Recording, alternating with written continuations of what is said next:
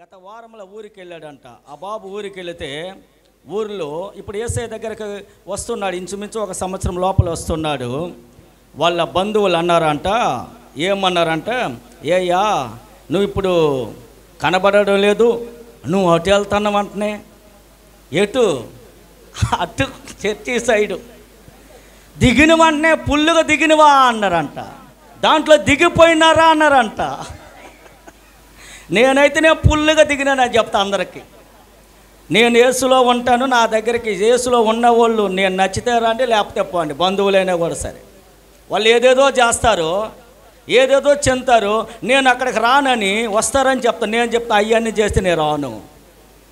హల్లెలూయా హల్లెలూయా. మా నాన్న చనిపోతే మా అన్నలు ఇద్దరు పోయి మొయ్యిలాకి వస్తూ ఉంటారు, అన్నీ వేసుకొని గుడ్డలు దుప్పట్లు ఏమేంటో అన్నీ. నన్ను పిలిచారు, వాళ్ళు మోసుకొని వస్తారు, నేను ఇంటి దగ్గర ప్రార్థన పెట్టి పాటలు పాడుతూ ఉన్నాను. హల్లెలూయా. బజార్లో ప్రార్థన పెట్టి టెంట్ వేసి నేను పాడుతూ ఉన్నాను. ఎన్ని తల్లిచ్చినా ఏది అడిగినా జరిగేది నీ చిత్తమే. మోసుకొని వస్తున్నారు, వచ్చిన అంట నువ్వు బాగాలేదయ్యా, వాళ్ళు నీకోసం ఎదురు చూస్తున్నారా అన్నారు. నేను బాగానే పోను, నాకు ఎవరు వేయొద్దు. హల్లెలూయా. అవునా? మనకు అవి అవసరం లేదు. మంచి బట్టలు 4 షర్ట్లు, మా కష్టంలో 4 షర్ట్లు ఉంటే ఇస్త్రీ వేసుకొని క్రిస్మస్ రోజు కూడా ఇస్త్రీ వేసుకొని వెళ్ళేవాడిని నేను. తీసుకుంటానికి లేకపోతే యేసయ్య మా విశ్వాసాన్ని చూసి ఈరోజు ఏది వేసుకుందామని చూడటానికి 50 షర్ట్లు. అవునా? దరిద్రోయికి ఏదో ఒకటి తగిలించుకొని పోతా ఉండేది. ఇస్తాడు దేవుడు ఆశీర్వాదం. ఆయన ఆకాశపు వాక్యాలను విప్పితే పట్టజాలను దీవెనలు గుమ్మరిస్తాడంట. నీ విశ్వాసం అన్నాడు. వెంటనే డానియేల్ బ్రదర్ నేను దిగినాను ఫుల్గా, నాకు ఇచ్చేసాడు. ఇప్పుడు డానియేల్ బ్రదర్ ఒక మాట అన్నాడు, నాకు యేసయ్య ఇచ్చేసాడు అన్నాడు. వాళ్ళు అడిగింది ఏం తెలుసా? గర్భఫలం లేదు కదా అని ఏదో అడిగారు. అడిగితే ఏమన్నాడు తెలుసా? నాకు ఇచ్చేసిండు ఎప్పుడో, ఇక మేము పొందుకుంటాం. అది ఎలా ఉందంటే విశ్వాసమతో కూర్చున్న మాటగా ఉంది. ఇక్కడ అంటున్నాడు, నువ్వు పొందుకున్నావని నువ్వు నమ్ము, అప్పుడు అవి నీకు కలుగునని మీతో చెప్పుచున్నాను అన్నాడు. ఈ మాట చెప్పింది యేసు ప్రభు. అయితే రాబోతున్న దినాల్లో డానియేల్ బ్రదర్ చెయ్యి పట్టుకొని మన దగ్గరకు ఒక అబ్బాయిని పట్టుకొని వస్తాడు. హల్లెలూయా. ఇస్తాడా? మేము ప్రార్థన చేస్తాను. ఇంకా 2 నెలలకి ఒక పిల్లోడు వస్తాడు ఇప్పుడు బయటికి, ఇంకా 2 నెలలకు వస్తాడు. మీరెవరికి చెప్పొద్దు, మా బంధువులు చెప్పిన వాడు ఇంకా 2 నెలలుగా భూమి మీదకి వస్తాడు కదా, వాడికి నేను ఇప్పుడే పేరు పెట్టా. హల్లెలూయా. ఇప్పుడు వాళ్ళ నాన్న ఉన్నాడు కదా ఇక్కడ కూర్చొని, అబ్బాయి వాళ్ళ నాన్న ఏమన్నాడు తెలుసా మా పాపతోటి? ఏమ్మా ఆ అబ్బాయి వాళ్ళ నాయన వాడి పేరు పెట్టంటే మీకు ఇప్పుడు చెప్పకూడదని. మీకు కేక్ ఉంది, ఆ రోజు బిర్యానీ ఉంది, ముందు పేరు చెప్పాను అనుకో, బిర్యానీ తినేటప్పుడు ఆ పేరు అనుకొని తినాలా. హల్లెలూయా. విశ్వాసం అంటే ఎలా ఉండాలంటే, వాడు యేసయ్య నాకు ఇచ్చాడు, వాడికి నేను పేరే పెట్టిన. హల్లెలూయా. అప్పుడు ఏమ్మా వాళ్ళ అబ్బాయి వాళ్ళ నాన్న రాలేదా అన్న నిన్ననే అడిగాను.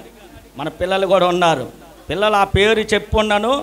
ఎందుకంటే కొంతమందికి తెలుసు ఇక్కడ ఉన్న పిల్లలకి, అయితే ఇప్పుడు ఊరికి చెప్పొద్దు. హల్లెలూయా.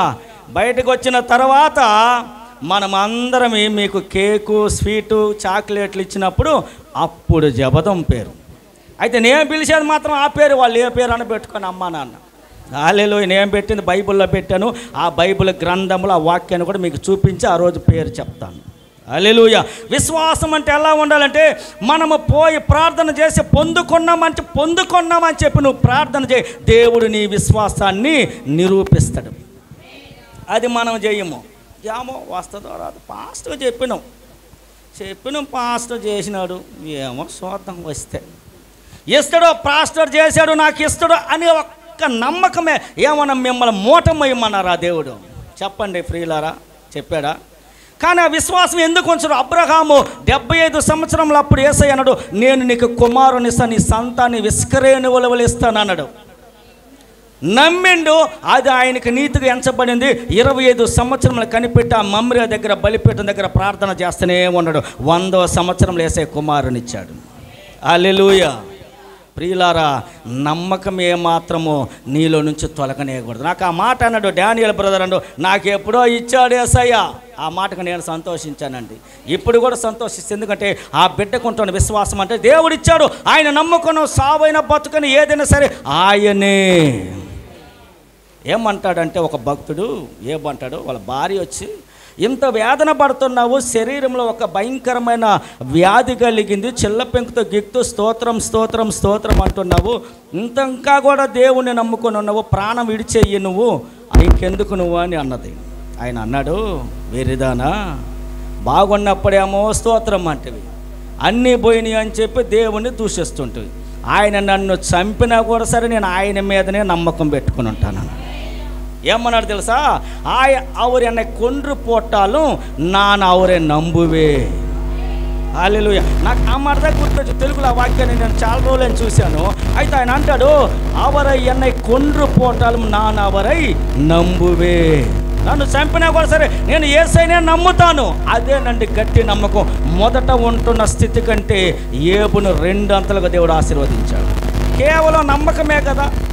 ఆయన కూర్చున్నాడు, ఎంతోమంది స్నేహితులు వేదన పరుస్తూ ఉన్నారు, దుఃఖపరుస్తూ ఉన్నారు. ఏంట్రా ఎలా ఉన్నావు, ఏం చేసావురా నువ్వు? దేవునికి విరోధంగా ఏం చేయాల? ఇది దేవునికి సాతానికి మధ్య కలిగిన ఒక పోరాటం. హల్లెలూయా. విశ్వాసులకు అనేక పోరాటాలు వస్తాయి, భయపడవద్దు. నీ విశ్వాసాన్ని మాత్రం ఏమాత్రం తొలగనీయొద్దు. దేవుడు గొప్ప కార్యం చేయడం మొదలు పెట్టాడు, అతి త్వరలో నీ కండ్ల ముందు అది కలగబోతుంది. హల్లెలూయా. విశ్వాసం ఉంచమంటున్నాడు దేవుడు. ఇప్పుడు కూడా మేము ఎందుకంటే మీకు విశ్వాసమైన మాటలు చెప్తానంటే, మీ జీవితాలు ఇలాగున్న వాటిని ఇంకా రెట్టింపుగా కావాలనేదే మా ఆశ. మత్తయి సువార్త చూద్దాం మరొక వాక్యాన్ని. మత్తయి సువార్త 18వ అధ్యాయము 19వ వచనం.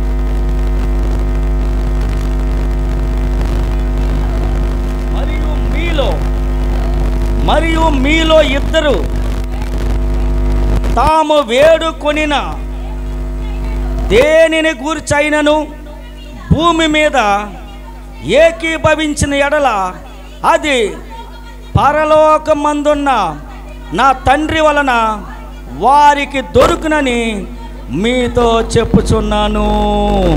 హల్లెలూయా. ఈ మాట కూడా యేసు ప్రభువే చెప్పాడు. ఏ రాజు చెప్పలేదు, దైవజనుడు చెప్పలేదు. యేసు ప్రభువే తన శిష్యులకు అనేకులు 5,000 మందిలో యేసు ప్రభు బోధిస్తూ ఉన్నారు. ఏమంటున్నాడంటే, తాము మరియు మీలో ఇద్దరు తాము వేడుకలు దేనిని గుర్చైనను ఇద్దరు.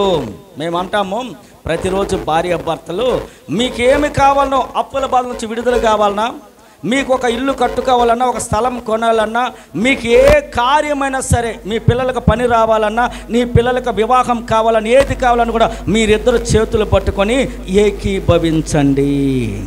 ఏకీభవించడం ఏంటంటే ఇద్దరు ఒకటేగా అడగడం. ఇప్పుడు నేను యేసయ్య సొంత స్థలం కావాలి, మందిరం కావాలి అని చెప్పి నేను ప్రార్థన చేస్తుంటే పాస్టర్ ఏమనాలంటే, అవి నిదానంగా అనకూడదామా? ఏమనాలా తెలుసా? అయ్యా అవును ప్రభా, సేవకుడు అడుగుతుండో తొందరగా. ఆ మాట ఏకీభవించడం అంటే నువ్వు ఏదైతే అడుగుతున్నావో దాన్ని నీ పక్కనున్న ఓడగా అలాగ పుష్ చేస్తూ ఉండాలి. అవును ప్రభా, అవును ప్రభా, అవును ప్రభా. అవునా కదా? ఇక్కడ ఏమంటున్నాడంటే, ఎక్కడ 2-3 కూడి నా నామమున ప్రార్థన చేస్తారో వారి మధ్య నేను ఉంటానని చెప్పిన దేవుడు. మనం ప్రార్థన చేస్తే, మనం అందరం ఇప్పుడు ప్రార్థన చేస్తే వర్షాన్ని యేసయ్య ఆపుతాడా లేదండి? ఆపేస్తాడు. 3.5 సంవత్సరం వర్షమే కురవల. దైవజనుడు ఏలియా ప్రార్థన చేస్తే, ఆయన మనలాంటి వాడే కదా. ఏమన్నా ఆయన పెద్ద రాజు కొన్నాడా? నేనన్నా ఉదయాన్నే లేచి బట్టలు వేసుకున్నా పలపలన. కానీ ఏలియా వేసుకున్నది అన్నది అంగి కిందకి పైకి ఒకటే, ఇప్పితే మొత్తం తీసి అలా పడేయడం నైటీలాగా. అలాంటి డ్రెస్సులు అప్పుడు అర్థమవుతుందా? దానిని ఏ పోదు అంటారు. అయితే అలాంటి డ్రెస్సులు కలిగిన వ్యక్తి అయితే ఆయన ప్రార్థన చేస్తే 3.5 సంవత్సరము వర్షమే కురవలేదండి. ఒక నరుడు ప్రార్థన దేవుడు ఆలకించాడు. అందుకే మనం ప్రార్థన చేస్తే అది పొందుకున్నామని, మీలో ఇద్దరు తాము వేడుకలు దేనిని గూర్చైనను భూమి మీద ఏకీభవించిన ఎడల అది పరలోకమందున నా తండ్రి వలన వారికి దొరుకునని మీతో చెప్పుచున్నాను. హల్లెలూయా. చాలామంది కొన్ని కార్యాలు పొందుకోవాలని వస్తారు ఉన్నత స్థలాల్లో నుంచి. ఉన్నత స్థలం అంటే గొప్ప స్థలాలు, తెలుగులో ఉన్నత స్థలం అంటే గొప్ప స్థలం. నేను కూడా మీకు అంటాను, ప్రార్థన చేస్తాయ్యా ఈ కుటుంబాన్ని ఉన్నత స్థానంలో నిలబెట్టమంటా నేను. అంటే ఉన్నత స్థలంలో నుంచి కొంతమంది వస్తారు. మొదటగా ఎలా అంటే పెద్ద పెద్ద మందిరాలలో కూకొని ఏదో జరగక కాక సరే దేవుని కార్యాలు కొన్ని ప్రాంతాల్లో ఉండయని మనలాంటి చిన్న స్థలాలకి కొంతమంది వచ్చి పొందుకుంటారు. ఎందుకు పొందుకుంటారంటే వాళ్ళకి ఆ ఒక విశ్వాసం, ఇక్కడ దేవుడు కొన్ని కార్యాలు చేస్తున్నాడు, నేను పెద్ద పెద్ద స్థలాల నుంచి కూడా ఇక్కడికి వస్తారు. వెంటనే దేవుడు ఏం చేస్తాడో తెలుసా, మన సంఘం అంతా కలిసి ప్రార్థన చేసినప్పుడు దేవుడు అది వాళ్ళకి చేస్తాడా లేదా? అది చేస్తారు. కొంతమంది అలాగే అది పొందుకుంటారు, ఇక నా తర్వాత కనబడరు. ఇక్కడికి వస్తే ఇప్పుడు కొంచెం పెద్ద పెద్ద ఐశ్వర్యమైన మందిరాలలో చూస్తే కలర్స్ అధికంగా ఉంటుంది. అవునా? చాలా కలర్స్ చూస్తున్నాం ఈ రోజుల్లో. చాలామంది మందిరాల్లో ఆ ఒక కలర్స్ చాలా కనపడతాయి. ఇక్కడికి వస్తే ఒకే కలర్. ఏం కలర్? నేను వేసుకున్నాను చూడండి. ఏడకి వస్తే వైటే, వైట్ వేసుకొని రావాలి. అలా వేసుకొని రావాలని ఆదివారం రోజు సేవకురాలు చెప్పింది. ఒక విశ్రాంతి దినమున తెల్ల బట్టలు వేసుకొని వస్తే పలానా సంఘమునికి వాళ్ళు భయము భక్తితో పోతున్నారు, దేవునికి మహిమ కలుగుద్ది. అవునా? మనకు కాదు మహిమ, దేవునికి మహిమ కలిగినప్పుడు ఆయన మనల్ని ఆశీర్వదిస్తాడు. వెంటనే అది పొందుకున్న వెంటనే అటు తర్వాత వాళ్ళకి పాతయన్నీ గుర్తు వస్తాయి. అలా గుర్తొచ్చి మనతో ఉంటారు, కొంతకాలం ఉంటారు, కానీ వాళ్ళు మనతో నిలవరు. పొందుకుంటారు, మనలు వెంటనే వెళ్ళిపోతారు. అలా ఉండకూడదు. ఇక్కడ అంటాడు, యేసయ్య నీకు ఇస్తాడు. అయితే ఎక్కడ 2-3 కూడి నా నామమున స్తుతించబడు, దేనిని గురించైనను భూమి మీద దేనిని గురించైనను అంటే నీ ఇంట్లో ఏదైనా సరే, అది ఏదైనా కానీ నువ్వు అడుగుతున్న ప్రతి ఒక్కటి నువ్వు భార్యాభర్తలు ఇద్దరు ఏకీభవించి అడిగినప్పుడు అది పరలోకమందున్న నా తండ్రి వలన వారికి దొరుకునని మీతో చెప్పుచున్నాను. హల్లెలూయా.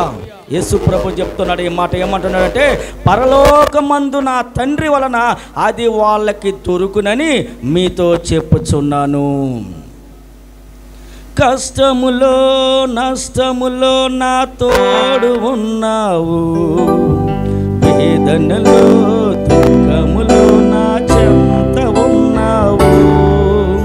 కష్టములో నష్టములో నా తోడు ఉన్నావు, వేదనలో బాధలలో నా చెంత ఉన్నావు. అడిగిన వారికి ఇచ్చేవాడవు, వెదకిన వారికి దొరికేవాడవు. అడిగిన వారికి ఇచ్చేవాడవు, వెదకిన వారికి దొరికేవాడవు. తట్టిన వారికి తలుపులు తెరచే దేవుడవు, తట్టిన వారికి తలుపులు తెరచే దేవుడవు. దేవా దేవా నీకే స్తోత్రం, దేవా దేవా నీకే స్తోత్రం, దేవా దేవా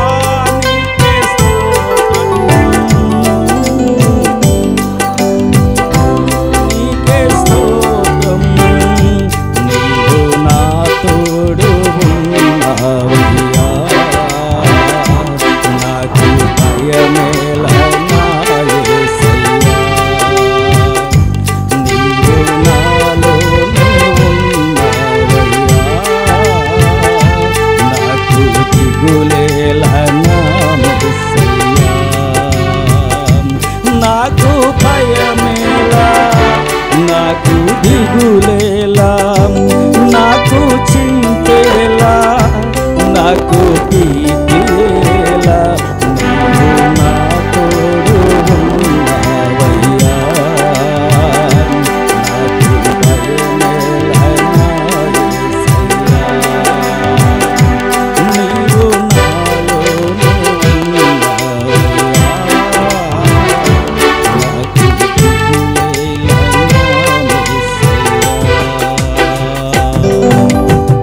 ప్రైజ్ ది లార్డ్. హల్లెలూయా.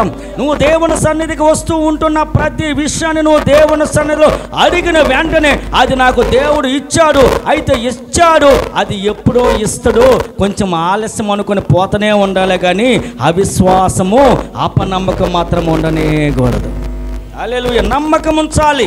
నమ్మిన వెంటనే దేవుడు అద్భుతం చేస్తాడు నీ జీవితంలో. మరొక వాక్యాన్ని కూడా మనము చూద్దాం.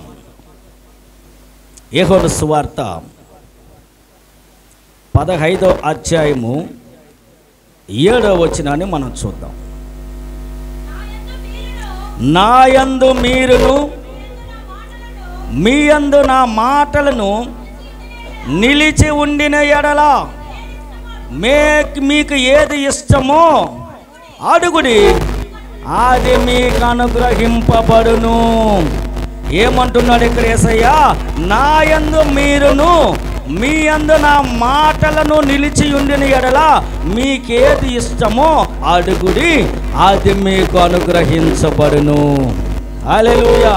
మనము నా యందు మీరు మీ యందు నా మాటలు ఉండాలి అంటాడు దేవుడు. అందుకే దేవుని మందిరానికి 4 వారాలు వస్తుంటున్నప్పుడు ఆ వాక్యాన్ని మీరు వింటున్నప్పుడు ఏమైపోతుందంటే ఆ వాక్యం అంతా మీ హృదయంలో నాటబడుతుంది. అప్పుడు ఈ వాక్యంలో దేవుడు చెప్పాడు, నేను నీకు అన్ని ఇస్తాను, అన్ని సమకూరుస్తున్నాను అని చెప్పి దేవుని వాక్యాలు మన హృదయంలో గుర్తున్నప్పుడు మనము వాటి మీద నిలిచి ఉండినప్పుడు మీకేది ఇష్టమో అడుగుడి, అది మీకు అనుగ్రహించబడును. హల్లెలూయా. యేసయ్య అంటున్నాడు, నీ తండ్రి, ఇప్పుడు మన తండ్రి ఉన్నాడు కదండి, మన తండ్రి మనల్ని రొట్టెని అడిగితే రాళ్ళు ఇస్తారా? వాక్యంలో ఉంది ఇక్కడ. అంటాడు, నీ తండ్రి నువ్వు రొట్టెని అడిగితే రాళ్ళు ఇచ్చినా, మరి నీ తండ్రే నీకు రొట్టెని అడిగితే రాళ్ళు ఇవ్వనోడు నేను నీకు ఇవ్వనా? కానరాని విశ్వాసంతో ఇప్పుడు యేసు ప్రభువుని మనం ఎవరు చూడలా, వాక్యాన్ని విన్నాము, పరలోకంలో యేసయ్య ఉన్నాడు. మరి ఆయన చూడకుండానే ఇంత విశ్వాసము మనకుందంటే మనము దేవుని సన్నిధికి వస్తున్నామంటే పనులు పోగొట్టుకొని డ్యూటీలు పోగొట్టుకొని మరి నీ కార్యాలు దేవుడు చేయడా? చేస్తాడు. అయితే మనము పరిపూర్ణమైన విశ్వాసము ఉంచి చూడు, ఒక 6 నెలలు ఆయన ఉంచి చూడు, ఒక సంవత్సరమైన ఉంచి చూడు, దేవుడు నీ జీవితంలో గొప్ప కార్యాలు చేస్తాడు. హల్లెలూయా. చాలామంది కొన్నాళ్ళు ఉంటారు మనతోటి, చెప్పాను కదా ఉదయం మొదటిగానే. కొంతమంది మనతో ఉంటారు, అబ్బా వాళ్ళు చెప్పే డామ్ డూమ్ అంటారు. తీరా చూసిన తర్వాత కొన్ని సందర్భాలు చూస్తే కంటికి కనపడరు. అద్భుతం జరిగిందా, వీళ్ళకి టాటా బాయ్ అంతేనా? ప్రియులారా, యేసయ్య నిన్ను దర్శిస్తే మరలా వచ్చి పొందుకున్నావు కదా, మళ్ళీ అడ్రస్ లేకుండా పోయిన యేసు ప్రభు బిలాము సేవకునికి ఎదురు నిలబడ్డట్టు నీకు నిలబడతాడు. ప్రియులారా, నేను ప్రార్థన చేస్తున్నాను, యేసయ్యా నీకు స్తోత్రములు, సొంత మందిరముగా ఇస్తే నా విశ్వాస పీటలు ఏసీలో ఉండాలి. హల్లెలూయా. ఎవరు పోకూడదు, అటు ఇటు ఎవరు వచ్చినా సరే నిలబడిపోవాలి.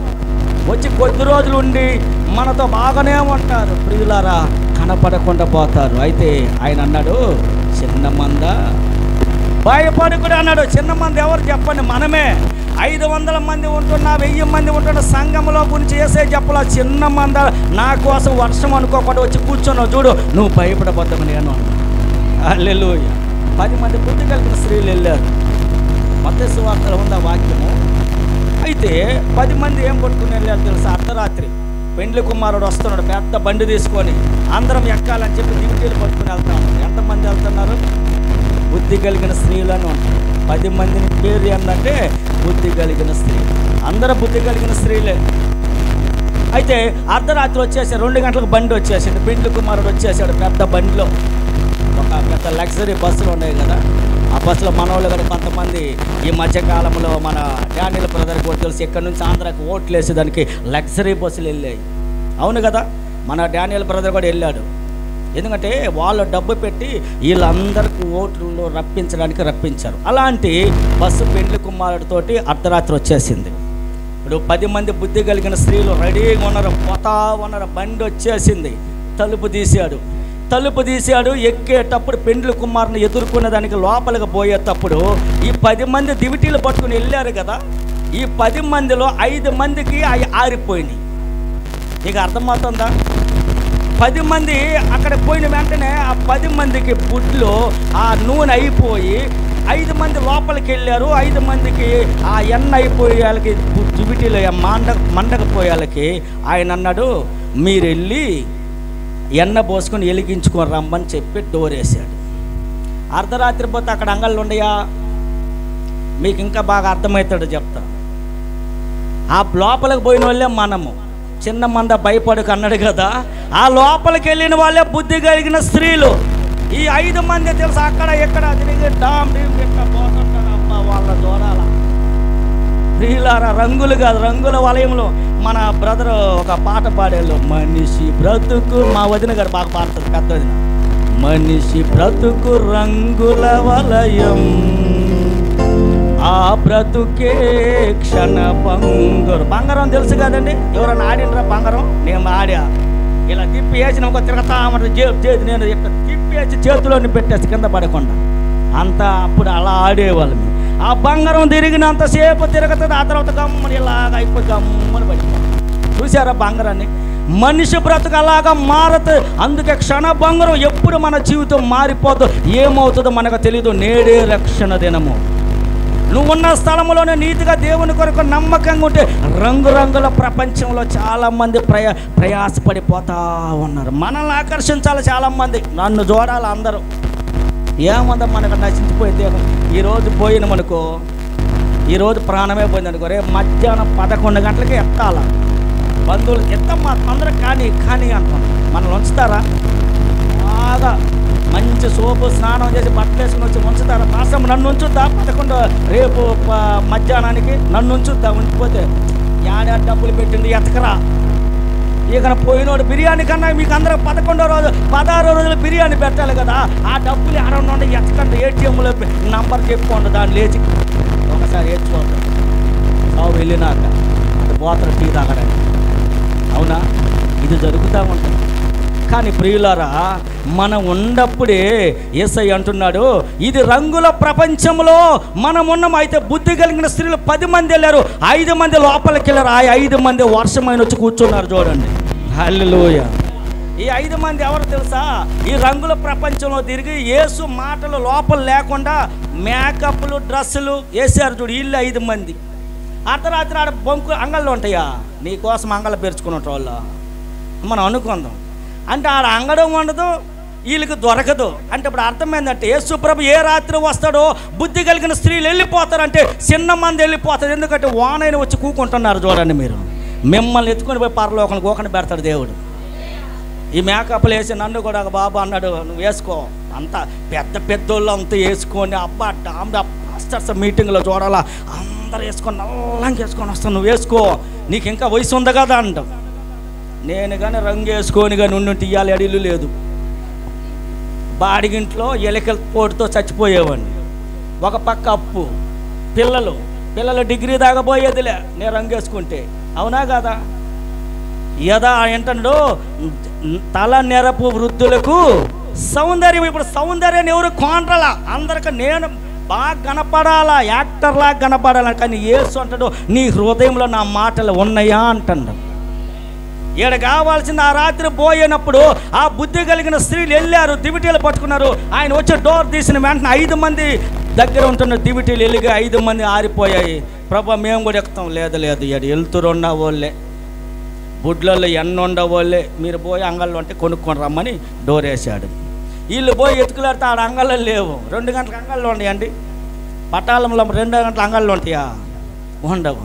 అంటే అంగళ్ళు ఉండేటప్పుడు మీరు అర్థం చేసుకోండి, ఆ రాత్రి అంగళ్ళు అంటే వాళ్ళకి ఇక మారు మనసు లేదు. వచ్చిపోయాడు యేసుప్రభు, వచ్చాడు యేసుప్రభు, వాళ్ళని తీసుకొని వెళ్ళిపోయాడు. ఎవరైనా వాళ్ళ అంగళ్ళు కావాలని ఎత్తుకుతుంటే ఉంటుంది ఇక నిలబడి. ఇక తర్వాత వస్తాడు ఇంకొక బండి వేసుకొని వస్తాడు. ఇంకొక బండి వేసుకుని వచ్చి ఆయన మిమ్మల్ని ఎక్కలేదా, నా బండిలో ఎక్కమంటాడు. ఆయన అంత్యక్రీస్తు. ఆయన వచ్చి ఎక్కించిన వెంటనే ఒక ముద్ర కొడతాడు అని నీకు. అది కొడితేనే నీకు అన్ని రేషన్ గీసిన అన్నీ. మొన్న వేసారు కదా ఇంజక్షన్, కానీ వేయకపోతే రైల్లో సీట్ లేదు, టికెట్ ఇవ్వలేదు. వేసారా కరోనా వైరస్లో? మీకు వేయకపోతే మంచిదే. వేసిన వాళ్ళు వేసుకున్నారు. ఏమన్నారు తెలుసా? మీరు కానీ ఇంజక్షన్ కానీ వేయకపోతే ఆ ఒక సర్టిఫికేట్ కానీ లేకపోతే ట్రైన్లో ఎక్కకూడదు, బస్సులో ఎక్కకూడదు అని ఒకటి వచ్చేసింది, ఒక ఆర్డర్. అయితే చాలామంది వేయించుకున్నారు, చాలామంది అన్నారు వేయించుకున్నారు అలాగెలా. కానీ ఏది ఏమైనా సరే నీ పట్ల దేవుని ఉద్దేశం ఎంతవరకు ఉందో అంతవరకే జరుగుతుంది. హల్లెలూయా. వెంటనే యేసు ప్రభు వచ్చాడు, అర్ధరాత్రి వచ్చాడు, పెండ్లి కుమారుడు వచ్చాడు. నేను కూడా ఒక మాట అంటాను, అయిపోయిన వెంటనే ఒక ప్రార్థన చేస్తాను, మీరు గమనిస్తారా? ఏమంటాను తెలుసా? ఆమేన్ అన్న వెంటనే నా ప్రాణమ యెహోవాను స్తుతించము, నా అంతరంలో సమస్తమైన పరిశుద్ధ నామమును సన్నతించము, నా ప్రాణమ యెహోవాను సన్నతించుము, ఆయన చేసిన ఉపకారం దేనిని మరువకము. మన ప్రభువైన యేసుక్రీస్తు కృప ఇప్పుడును ఎల్లప్పుడు సదాకాలము యేసయ్య మధ్యాకాశంలోకి వచ్చి పరిశుద్ధులు ఎత్తబడినంత వరకు ప్రతి కుటుంబంతో నువ్వు ఉండుము. ఆమె ఆ ప్రతి కుటుంబం 5 మంది లోపలికి వెళ్ళారు చూడండి యేసు ప్రభు వచ్చినప్పుడు. అది నేను చెప్పేది ప్రార్థన. మీకు అర్థమవుతుందా? ప్రతి కుటుంబం వచ్చి నువ్వు వచ్చిన బండిలో 5 మంది ఎన్న లేకుండా పోయారు కదా, ఆ లిస్టులో నా బిడ్డలు ఉండకూడదు అనేది నా ఆశ. అందుకు నేను అది పెట్టేది. ఎందుకంటే ఒక్క బిడ్డ కూడా మిస్ అవ్వకూడదు. పరలోకం అందరూ వెళ్ళాలి. ఈ చిన్న సంఘమైనా సరే, పెద్ద సంఘం మొట్టమొదట వాడు వచ్చి వెంటనే అంత్యక్రీస్తు నిలబడేది పెద్ద గేట్లో నిలబడతాడు. రండి నా మనుషులు అందరు రండి, ఏసీ బస్సులు ఎక్కమాట. ఇప్పుడు ఇరుగ్గానే ఉంటుంది. యేసుప్రభు నమ్మిన వాళ్ళకి వానైనా బురదైనా దేవుని కాడికి పోవడానికి ఇరుకుగానే ఉంటుంది. పరలోకం వచ్చి ఇరుకు అన్నాడు. ఇక్కడ ఇరుకులో ఉంటే పరలోకం విశాలం నీకు. ఈడ ఇరుకు లేకుండా ఇక్కడ సుఖభోగాలు అనుభవించావనుకో, అటు తర్వాత నీకు పరలోకమే లేదు. విడవబడిపోతారు. ఇప్పుడు 5 మందికి అంగం లేదు, ఆయన డోర్ వేసుకుని బండి వెళ్ళిపోయింది. వీళ్ళు ఆడుండ్రు, ఆ అనొచ్చిన లేపు, ఈ అనొచ్చిన లేపు, అనొచ్చిన నిద్రపోకుండా లేపు నీకు అడుగుకుంటాడా? చెప్పండి, అర్థమవుతుందా మీకు? అంగడి ఉండదు ఆడ. అంగళ్ళు అంటే మీరు నిజంగా అంగడి అనుకోబాకండి. ఇక వాళ్ళకి మారు మనసు లేదు, పరలోకం లేదు అని అర్థం. మీకు ఇంకా తెలివిగా అర్థమవుతాడు చెప్తున్నాను. అర్థమైంది? ఒక మాట 4 రకాలకి ఎందుకు చెప్తుంటే, మీరు ఆ మాటని ఎవరికాడికని చెప్పండి. నా కాడ తీసుకురండి. బుద్ధి కలిగిన స్త్రీలంట 10 మంది వెళ్ళారు, 5 మంది లోపలికి వెళ్ళారు, 5 మంది వెళ్ళలేదు. వాళ్ళు ఎవరంటే నామకార్థపు క్రైస్తవుల వాళ్ళు. 30-40 ఏళ్ళ నుంచి మందిరానికి వెళ్తూనే ఉంటారు కానీ మార్పు లేదు, హృదయంలో లేదు. ఎప్పుడు యేసు నువ్వు నమ్మావో, దేవుని కొరకు నిలబడ్డావో, నువ్వు దేవుని కొరకు యథార్థంగానే ఉండాలని ఈ జీవితము ఆయన ఎలాగ నడిపిస్తుంటే అలాగే పోవాలే. కానీ ఎప్పుడేనయ్యా ఇంతలేకే తెల్లంగా రప్పించిండు దేవుడు. అందుకే పూసుకుంటుండా చాలామంది. యేసు ప్రభు రప్పించాడా? నీకు రప్పించాడంటే ఆ నుంచి నీకు ఆశీర్వాదం స్టార్ట్ అయిందని అర్థం. హల్లెలూయా. పోయే వాళ్ళని కూడా దేవుడు పిలిచి మర్యాద ఇస్తాడు. అయ్యా, ఇప్పుడు నన్ను అందరూ పిలిచేది అయ్యా అంటారు. ఏడకపోయినా ఏమంటారు? నాకంటే చిన్నవాళ్ళు పెద్దోళ్ళు కూడా అయ్యా అయ్యగారు పాస్టర్స్ మీటింగ్ నేను వెళ్తే వాళ్ళందరూ అనేది అయ్యగారు పెరమూరు నుంచి వచ్చాడు, అయ్యా మీరు పాట పాడండి. హల్లెలూయా. పాడతానని వాళ్ళకి తెలుసు కాబట్టి. ప్రియులరా, ఇక్కడ అంటున్నాడు, నా యందు మీరును మీ యందు నా మాటలు నిలిచి ఉండిన ఎడల మీకేది ఇష్టమో అది అడుగుడి, అది మీకు అనుగ్రహించబడును. దేవుడు ఇవ్వడండి మనకి. ఎన్నో సంవత్సరములుగా నేను దేవుని సన్నిధిలో ప్రార్థన చేసి, ఈ ప్రాంతం అన్నా నేను ఎక్కడో ఇచ్చావు కానీ అక్కడికి పోలేకుండా ప్రభువా, రైలు ఎక్కలేకుండా దిగలేకుండా ఇక్కడే ఒక స్థలం కావాలంటే చిన్న స్థలం ఇచ్చాడు నాకు. ఆ స్థలమే దేవుని సన్నిధిలో బైబిల్ పట్టుకొని పోతే అది నాకు కోటగా ఉంటుంది. హల్లెలూయా. ఉంటుందండి. మనకిచ్చిన చిన్న స్థలమైన దేవుడు అది నాకు ఒక కోటగా ఉంటుంది. బైబిల్ తీసుకుని అక్కడ కూకొని బాగా చదువుకుంటూ రాసుకుంటూ ఉంటాను. అట్లా దేవుడు నీకు ఏదైతే కావాలో, ఎప్పుడు నీ హృదయంలో ఆయన మాటలు నిలిచి ఉంటాయో నువ్వు అడుగు ప్రతి వాటిని దేవుడు ఇస్తాడు. అది ఒకటే, ఏదైనా అన్నాడు, ఏదైనా సరే, అది ఇల్లే కావచ్చు, పిల్లలకి పనే కావచ్చు, నీ బిడ్డలకు వివాహమే కావచ్చు, నీకు పర్మనెంట్ పనే కావచ్చు, సమస్తము నీ జీవితం నువ్వు ఇల్లే ఏదైనా సరే నువ్వు అడిగితే నీ మాటలు విన్న వెంటనే దేవుడు చేసేదానికి ఆయన సిద్ధంగా ఉన్నాడు. హల్లెలూయా. మనల్ని పొందుకోమంటున్నాడు. చివరిగా మరొక వాక్యాన్ని మనము చూద్దాం. మొదటి దినవృత్తాంతం. ఈ వాక్యాన్ని చెప్పి నేను ముగిస్తాను. మొదటి దినవృత్తాంతములు 4వ అధ్యాయము 10వ వచనాన్ని చూద్దాం. 1 నాలాగమం 4వ అధికారం 10వ వచనం. యాబేజు కరెక్ట్ తీశారు. యాబేజు ఇశ్రాయేలుల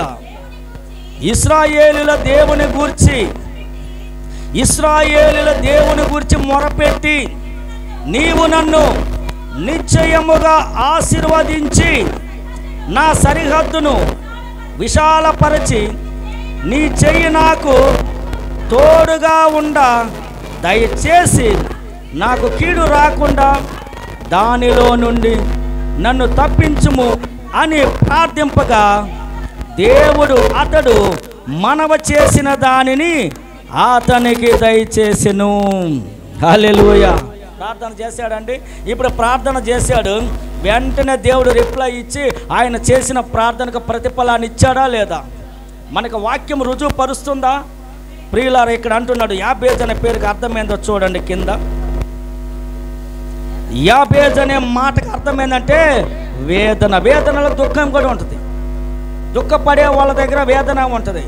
వేదన ఒక పక్క దుఃఖము, వేదన అంటే లోపల దానిని కుమిలి దానిని నెమరవేయడం వేదన. దుఃఖం అంటే ఏడ్చి కన్నీళ్ళు కార్చడము. ప్రియులారా, ఇప్పుడు అంటున్నాడు ఆ వేదనతో ఉంటున్న యాబేజు ఇశ్రాయేలీయుల దేవుని గూర్చి అని ఉంటుంది. గూర్చి అనే మాటకు అర్థం ఏంటంటే ఇశ్రాయేలు దేవుని గురించి అంటే ఆయన గురించి విన్నాడు, ఆయన గురించి తెలుసుకున్నాడు. అవును కదా? ఇశ్రాయేలీయుల దేవుని గూర్చి అంటే యేసుని గురించి, ఆ దేవుని గురించి తెలుసుకున్నాడు, విన్నాడు, ఆయన గురించి అనేక కార్యాలు తెలుసుకున్నాడు, విన్నాడు అని అర్థం. అక్కడ యేసుని గురించి విన్నాడు. ఏమంటాడు యాబేజు? ఇశ్రాయేలీయుల దేవుని గూర్చి మొరపెట్టి నీవు నన్ను నిశ్చయముగా ఆశీర్వదించి నా సరిహద్దులను విశాలపరచి నీ చేయి నాకు తోడుగా ఉండదయచేసి నాకు కీడు రాకుండా దానిలో నుండి నన్ను తప్పించుము అని ప్రార్థింపగా దేవుడు అతడి మనవ చేసిన దానిని అతనికి దయచేసెను. హల్లెలూయా. మనం ప్రార్థన చేస్తే దేవుడు ఇవ్వడండి? ఇస్తాడా లేదా? యాబేజు వేదనలో ఉన్నాడు. వేదనలో ఉన్నవాడికే దేవుని కావాలా, దేవుని మందిరం కావాలా, దేవుని మాటలు కావాలి. అవును కదా? మనందరం డాక్టర్ కాడికి వెళ్తాం అయ్యాలా? బాగలేని వాళ్ళే వెళ్తారు. అవునా? ఇప్పుడు వేదనలో ఉన్నవాడికి దేవుడు కావాలా, ఆయన చేస్తాడు అని చెప్పి ఆ మాటల మీద విశ్వాసం ఉంచి నమ్మకం ఉంచి నువ్వు ప్రార్థన చేస్తే మోకాళ్ళు వేసి దేవుడు అది నీ జీవితంలో అనుగ్రహిస్తాడు. ఇది చాలామంది ఈ ఒక బ్యాలెన్స్ని గుర్తుపట్టలేక పోతున్నారు, వస్తున్నారు. ఏదో ఒక అపనమ్మకం పెట్టి ప్రార్థించాలి. యేసయ్య అన్నాడు నమ్ముట నీ వలనైతే అన్నాడు. నమ్మడం ఎవరు? ఇప్పుడు చాలామంది అంటారు అప్పు ఎవరైనా ఇస్తారయ్యా, బలం ఎవరు ఇస్తారు అంటారు. అందుకే బాగా తింటాను నేను 3 పూటలు అంటారు చాలామంది. తినండి, మంచిదే. మీరు మెట్లు ఎక్కి రానంతగా ఉండొద్దు. మెట్లు ఎక్కి రావాలంటే సింపుల్గా నేను కూడా మీడియంగా మన దీనిపైన వద్దు అనిపించుకొని కొంచెం అలాగా ప్రియులారు. ఎందుకంటే యేసయ్య అంటున్నాడు నేను నీ ఎముకలను బలపరిచి ఉన్నాను అంటాడు. ఈ పైన ఈ బలం అవసరం లేదు. ఈ బలం ఏమన్నా తగిలితే ఆడబడాలని చాలామంది అనుకుంటారు. నన్ను తగిలినోడు ఆడబడాలనుకుంటారు. కానీ కింద పడ్డ వాళ్ళు లేవద్దాం. ఇప్పుడు నేను తగ్గితే ఆడబడాలా? కొంతమంది ఇట్లా తగులుతారు, లారీలు తగిలినట్టు ఉంటాయి. ఆ ఫంక్షన్లలో చూడాలా. ఎక్కడ తెలుసా? బిర్యానీ ఫంక్షన్ పెళ్ళిళ్ళకి పోతామా, ఆడ పోయినప్పుడు ఆ లైన్లో జనం ఒక్కొక్కడు ఇట్ట అంటాడు చూడు. ఇట్ట అన్నప్పుడు నేను మొన్న అంత దూరం పోయినా ఒకడు తగిలేడికి ఏందిరా ఫుల్ టోజర్ తగిలినట్టు ఉంది. అప్పటికే వాడు ఎంతకాడికే నేను ముందు రౌండ్లో కూక్కోవాలని పరుగులు ఎత్తుతా ఉన్నాడు. ఇప్పటికే వాడికి బలము 200 కేజీలు ఉండవు. నేను అన్న ఇంకా ఎందుకురా, బ్లాక్ పీసులు చిన్నగా వస్తాయి కదా, ఆ పరుగులు ఎత్తుతాను ఇటు ఫస్ట్ రౌండ్లో కూకోవాలని. నన్ను తగిలాక నేను అందూరం పోయినా. నేను ఒక మంది ఇక్కడ ఒక పేరు వద్దులేండి, ఇక్కడే ఉంది. వాళ్ళు ఎవరు లేరని పిల్లలు అయ్యా ఒక ఇంచుమించు ఒక రఘుబాబుకి తెలుసు. రఘుబాబుని బాగా ఇష్టపడుతుంది ఆమె. రఘుబాబు అంటే రఘు అని కలవరిస్తుంది. ఎందుకంటే అక్కడ మా మామయ్య వాళ్ళు ఉన్నారు. ఆ ఇంటికల్లా ఓనర్ ఆమె చాలా బాగుంటుంది.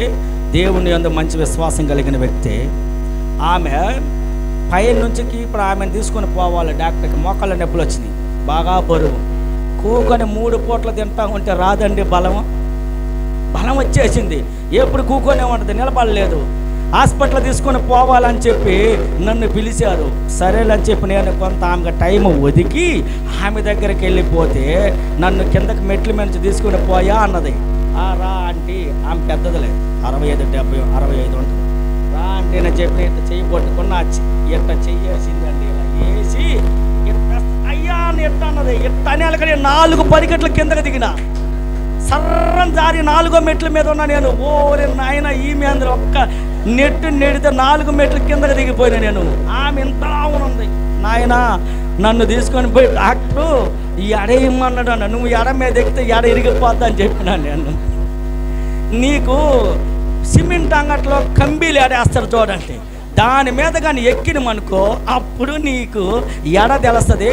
ఆ హాస్పిటల్ దగ్గర చిన్న ఇలాగ ఉంటాయి రౌండ్ పీటలు, ఆడవాళ్ళు ఆ సామాన్లు గడుతూ ఆడవాళ్ళు కూకుంటారు చిన్న పీటలు, వీళ్ళ కోసమే చేసిండ్రు వాళ్ళు. ఆ చిన్న వేసుకొని కూకుంటారు పాప వీళ్ళు. దీని అంత ఉంటుంది ఆ మిషన్. చూడండి, హాస్పిటల్కి పోయినప్పుడు ఎట్టెక్కి చూస్తారు. ఇది చూసారా, ఏడేగి ఇలా చూస్తారు. స్టేషన్లో ఉంది కదండి, ఆమె కానీ ఎక్కింది అనుకో అది ఇరిగి 4 దిక్కులు పడుతుంది. నేను చెప్పినాను, అంటే నిన్ను ఎవరు చూడమంటే ఆ డాక్టర్ ఎడ చూడమంటున్నా. నువ్వు ఆ ఎడ మీద ఎక్కితే ఎడ ఇరిగి తూలైపోద్ది. మనం సిమెంట్ అంగట్లో ఉంటుంది. నాకే నవ్వు వచ్చిందండి. ఎందుకంటే ఆమెను ఇప్పుడు ఆ మిషన్ మీదకి ఎక్కించాలంటే 2 కుర్చీల మీద ఎక్కించాలా, అప్పుడు ఆమె ఎక్కుతుంది. ప్రియులారా, బలము పెద్దవాళ్ళు అన్నారు ఆయాసమే. శరీర బలం నాకు తెలుసు ఆయాసమే. సింపుల్గా 60 నుంచి 65 అప్పుడప్పుడు ఎడేయండి. రైల్వే స్టేషన్కి పోండి, ఎక్కడికన్నా వెళ్తారు కదా స్టేషన్లు ఎడేయండి. 65 పైన వెళ్ళకండి. 65-70 లోపలే ఉండేదానికి ప్రయాసపడండి. ఎందుకంటే డాక్టర్ కూడా అన్నాడు 65కి మేల నీ పోవాదే అన్నాడు. ఆ మాట చెప్పిన కానించి పాస్టమ్ రోజు కాయగూరలే, కాయగూరలే. అది నాకు అలవాటు అయిపోయింది ఇప్పుడు. ప్రియులారా, ఈ రాత్రి ఉదయకాల సమయంలో యేసయ్య అంటాడు, యాబేజు వేదనలో ఉన్నాడు. వేదనలో ఉంటున్నవాడు యెహోవా దేవుని గురించి విన్నాడు. వెంటనే ఏమంటాడు, దేవుని గురించి విని మొరపెట్టి, నీవు నన్ను నిశ్చయముగా ఆశీర్వదించి నా సరిహద్దులను విశాలపరిచి నీ చెయ్యి నాకు తోడుగా దయచేసి నాకు కీడు రాకుండా దానిలో నుండి నన్ను తప్పించుమని ప్రార్థింపగా దేవుడు అతడు మనవి చేసిన దానిని అతనికి దయచేసెను. హల్లెలూయా. మన ప్రభుని యేసుక్రీస్తును ప్రార్థించిన ప్రతి కార్యాన్ని ఆయన నెరవేరుస్తాడు. అయితే నీ విశ్వాసం ఆయన మీద నువ్వు తొలగనేకూడదు. ఎవరు ఏమి చెప్పినా సరే నీ విశ్వాసం తొలగనేకూడదు.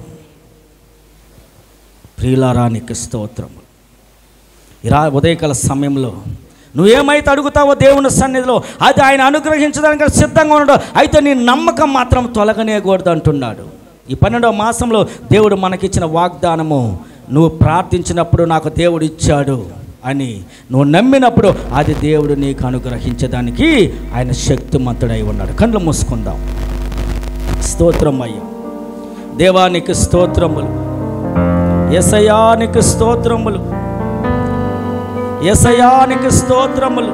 ఈ దినము మీరు సెలవిచ్చారు, నువ్వు ప్రార్థించినప్పుడు ఏమైతే అడుగుతావో అది పొందుకున్నానని చెప్పి నువ్వు నమ్మకం ఉంచు, అది నీకు అనుగ్రహించబడును. యేసయ్యానికి స్తోత్రములు. మీరు మారణ దేవుడి, మహోన్నతుడివి, మహోపకార్యము చేయగల శక్తిమంతుడివి, నీకు స్తోత్రములు. ఇశ్రాయేలును కాపాడేవాడు, కునకుడు నిద్రపోడని చెప్పిన దేవుడివి, నీకు స్తోత్రములు. యేసయ్యానికి స్తోత్రం. వ్యాధులలో బాధలలో ఊరటనిచ్చావు, రక్షణలో సంరక్షకుడై ధైర్యపరచావు. వ్యాధులలో బాధలలో ఊరటనిచ్చావు, రక్షణలో సంరక్షకుడై ధైర్యపరచావు. నేనే సత్యము అన్న దేవా, నేనే మార్గము అన్న దేవా, నేనే సత్యము అన్న దేవా, నేనే మార్గము అన్న దేవ, నేనే జీవమని పలికిన నా దేవా, నేనే జీవమని పలికిన నా దేవా. దేవా దేవా నీకే స్తోత్రం, దేవా దేవా నీకే స్తోత్రం.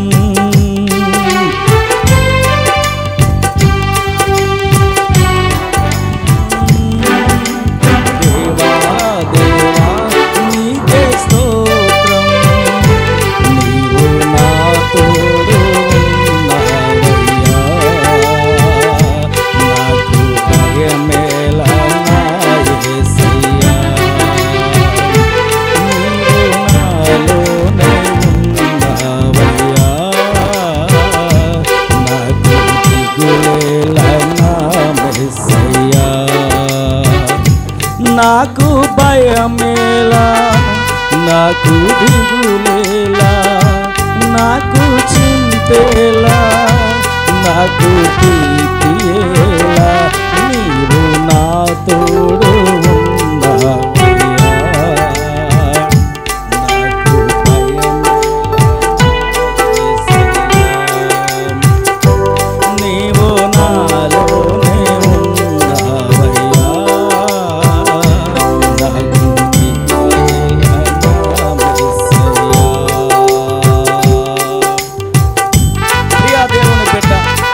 నువ్వు దేవుని సన్నిధిలో అడుగుతున్న ప్రతి వాటిని పొందుకున్నానని విశ్వాసం మాత్రమే ఉంచు. అది దేవుడు నీకు అనుగ్రహించబోతున్నాడు. సమయం అవుతుందని నువ్వు అనుకోబాకు, త్వరపడబాకు. ఒక సమయంలో దేవుడు నీ కార్యాలు నెరవేర్చబోతున్నాడు. అప్పటి వరకు నువ్వు దీన మనసు కలిగి ఆయన బలిష్టమైన హస్తం క్రింద ఉండు.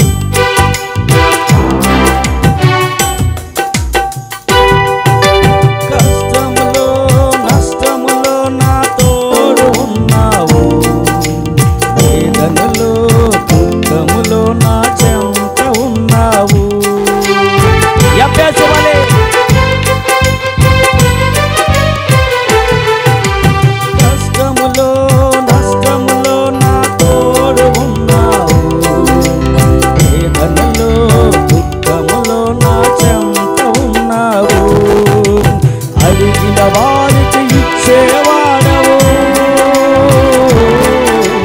వెతికిన వారికి దొరికేవాడవు, అడిగిన వారికి ఇచ్చేవాడవు, వెతికిన వారికి దొరికేవాడవు, తప్పిన వారికి తలుపులు తెరచే దేవుడవు, తప్పిన వారికి తలుపులు తెరచే దేవుడవు. దేవా దేవా నీకే స్తోత్రం, దేవా దేవా నీకే స్తోత్రం, దేవా దేవా నీకే స్తోత్రం, దేవా దేవా నీకే స్తోత్రం.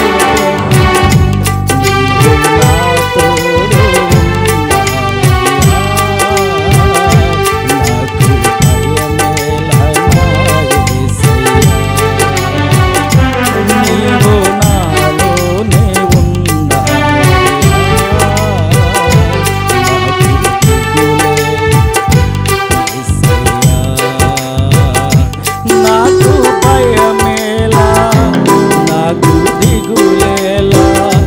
నా తోడు నాకు పీపియేలా, నీవు నా తోడు ఉన్నావయ్యా. నాకు భయమేలా నా యేసయ్యా, నీవు నాలోనే ఉన్నావయ్యా. నాకు దిగులేలా నా యేసయ్యా. అవునయ్యా నీకు స్తోత్రము. యాబేసు అయ్యా ఇశ్రాయేలు దేవుని గురించి విన్నాడు. వెంటనే మోకాళ్ళేసి మొరపెడుతూ నా సరిహద్దులను విశాలపరచు ప్రభువా అని చెప్పి ప్రార్థించినప్పుడు అతడు మనవి ఆలకించి మీరు అతనికి ప్రార్థించిన దాన్ని దయచేసినందుకై మీకు స్తోత్రములు. ఈ దినముని సన్నిధిలో ఉంటున్న ప్రతి బిడ్డలు విశ్వాసముతో నీ సన్నిధిలో ప్రతి విషయాన్ని ప్రార్థిస్తూ పొందుకొనుటకు విశ్వాసాన్ని కలుగు చేయండి. ఈ రాభోజనం ఆరాధనలో ఉంటున్న ప్రతి బిడ్డను మీరు తగిదిపరచి నీ రక్త మాంసం పుషించుటకు మీరు సహాయం చేయమని యేసుక్రీస్తు నామములో ప్రార్థిస్తున్నాము తండ్రి. ఆమెన్.